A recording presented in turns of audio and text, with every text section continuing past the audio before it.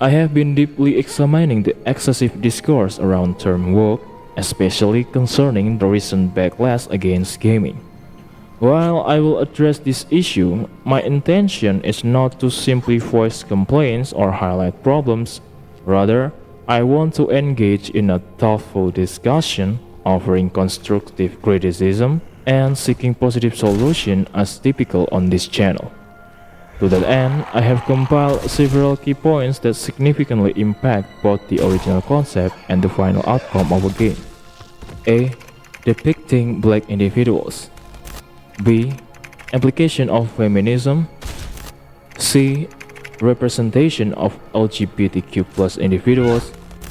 D. Female attractiveness and sexual appeal. E. The presence of heterosexual white men. F. Assertive male masculinity. And G. Acknowledgement of individuals with disabilities. There are quite a few points to cover, and analyzing each one separately would be time-consuming.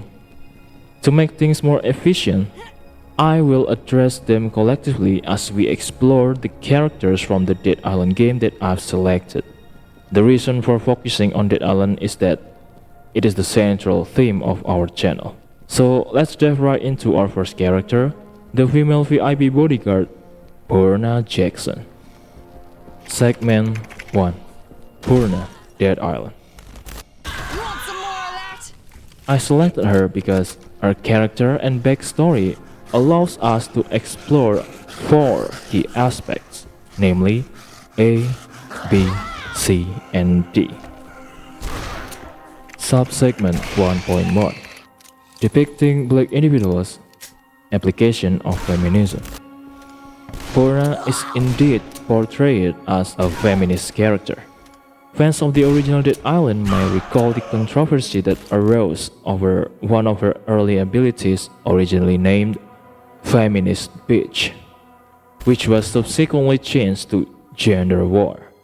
This ability boosts Purna's power when facing adversaries of the opposite gender, whether they are human or zombies.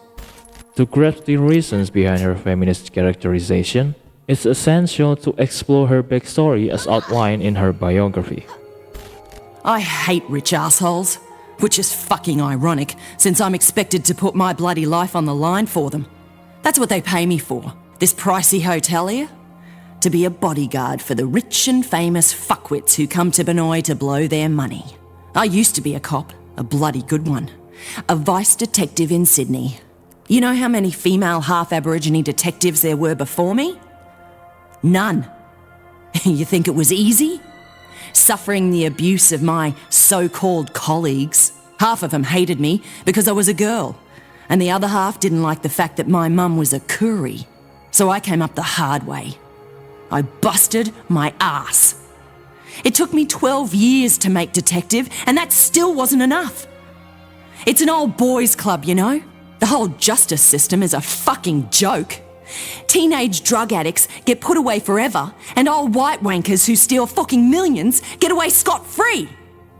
One rich bugger I investigated was clearly molesting his 14-year-old daughter. But he had too much pull with the politicians, so I couldn't touch him. After the girl killed herself, I confronted him, but he just laughed at me.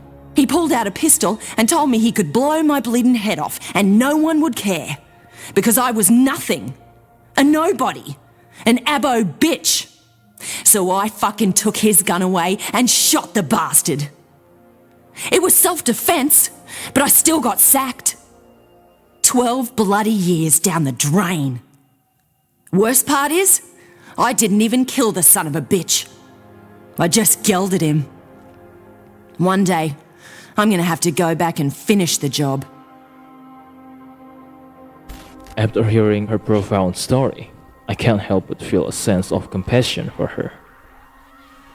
I wish I could offer her a comforting embrace and the safety she rightfully deserves, even though it's clear she harbors a strong disdain for men. If I were in her shoes, having faced abuse from colleges and ridicule during my duties, it would be entirely understandable to feel that way. If her character were to adopt a more woke stance, She might constantly discuss her feminist views and express her animosity towards men. However, throughout the entirety of Dead Island, and even its spin-off Riptide, she never once boasts about her feminism or her feelings towards men. This is why I find her character admirable and feel a sense of empathy for her.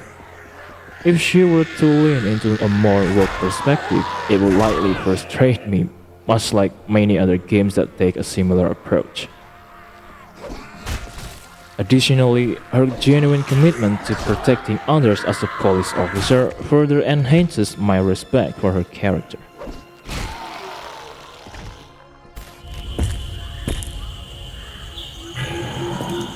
Purna, you are a police officer. You protected those who couldn't protect themselves. This is your path.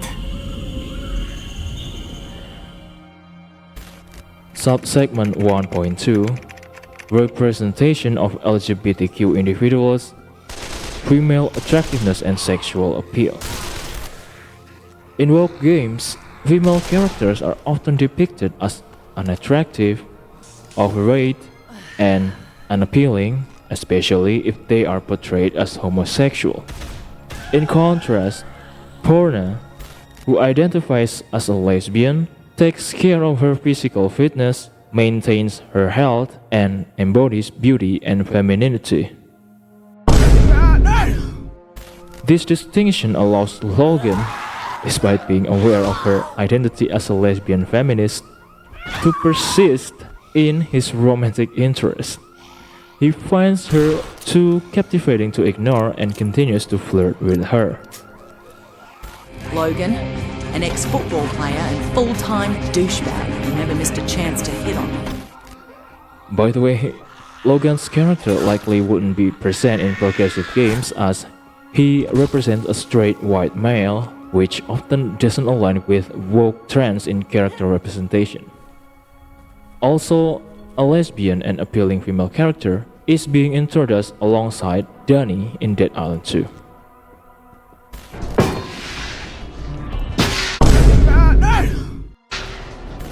Segment 2 Ryan, Dead Island 2. Subsegment 2.1 The presence of heterosexual white men, assertive male masculinity. Take that, you bloody shithead. It's hard to ignore that Dead Island 2 appears to have a woke slant, particularly evident through Ryan's character. As a straight white man, Ryan contrasts with the buff characters of him, embodying a softer persona that diminishes traditional masculinity, which seems to reflect contemporary woke themes. However, he never boasts about his circumstances. Rather, he seeks to downplay his side career as a male stripper. Instead of feeling repulsed, I, as a player, find myself empathetic to his situation. His decision to strip stems from a desire to earn money not just for himself but also for his spatial younger brother, showcasing a poignant blend of struggle and familial loyalty. My brother lives with me. I look after him because he's special. Sometimes I wish I could just live my life without him. Sorry, bro. Ryan exemplifies the essence of a true man dedicated to caring for his brother. Segment 3 Acknowledgement of individuals with disabilities. Subsegment 3.1 Amy, Dead Island 2. It's clear that Dead Island 2 aims for diversity, starting with Amy, a disabled Asian American woman featured in the opening scene, followed by a black military character. However, contrary to a typical woke narrative, Amy's disability does not hinder her speed or foster resentment towards non-disabled individuals. Bloody bury you. As a Paralympic athlete, She utilized a prosthetic leg that enhances her performance, which is reflected in her gameplay advantages. Moreover, she does not engage in conversations about her disability, maintaining a feminine and endearing personality while showcasing her athleticism.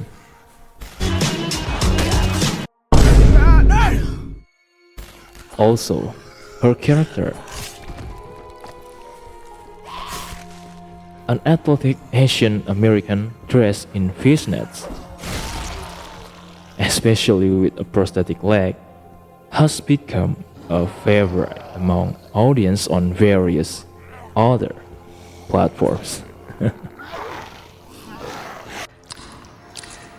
Subsegment 3.2 HANA Neighborhood Watch. Until the release of that mode, I never considered Hannah to be a character who uses a wheelchair. This indicates that she doesn't fit the typical woke narrative. How so?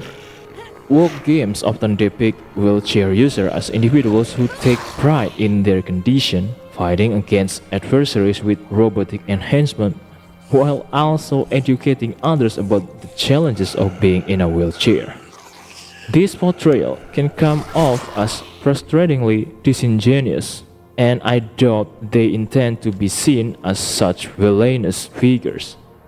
In Dead Island 2, Hannah acknowledges her situation without boasting about it, earning the respect of her peers and being chosen as their leader due to her unique skills that allows for effective oversight despite her disability. She possessed a genuine expertise, contrasting sharply with the woke approach that often reduces a character's identity to their disability alone, which is a rather disrespectful representation. Segment 4. The actual meaning of DEI compared to its implementation. Segment 4.1. Bobcats Neighborhood Watch. I reference Bobcats characters in discussion about DEI because I once encountered a comment labeling this mode as DEI Watch, which I found quite humorous. While the comment isn't entirely off base, I think this horde mode has embraced DEI principles in a commendable manner. As we previously mentioned, as long as they refrain from flaunting their diversity or adopting a self-congratulatory attitude about their inclusion, they can't be considered woke. Moreover, their unremarkable appearance, which deviates from the typical main character look, is quite logical. They are not immune individuals, so they cover themselves completely, and they don't aspire to be heroes since they are essentially NPCs from the original game. So what's the issue here? In a more woke approach, these unremarkable characters are increasingly taking center stage, with their designs serving as mere marketing tools, which clearly does not contribute to the game's sales. This brings us to our next question. What do gamers truly seek from their gaming experiences? Piss off, you freak! Segment 5. True gamers' instinct for better selling games. True gamers have an innate ability to identify games that are likely to sell well. When considering a few points of gamers, the primary expectation is simply to enjoy a quality game, regardless of whether it aligns with any particular social agenda. The definition of a good game varies among players. Some prioritize gameplay mechanics, others focus on narrative, character development, or a combination of these elements. For a game to earn the label of good, especially in the realm of single-player experiences, it must function smoothly and captivate players from start to finish. In the case of multiplayer or ongoing live service games, it is essential to maintain player engagement while providing a rewarding experience for their grinds. This is the essence of what true gamers seek. Now, as a game developer or publisher aiming to create a successful game, it is essential to understand the preferences of gamers regarding of any political considerations. Video games are primarily designed to provide an escape from reality, helping players cope with stress or simply enhancing their mood. This is evident in recent titles that have achieved impressive sales without focusing on diversity issues. Games like Elden Ring, Hogwarts Legacy, Black Myth Wukong, Stellar Blade, and Space Marines 2, they not only perform well technically, but also offer rich content that keeps players engaged throughout their experience, often motivating them to replay the game multiple times. This concludes my essay on these topics. I welcome any positive feedback in the comments. I am Firas. Thanks for watching and I'll see you down the line.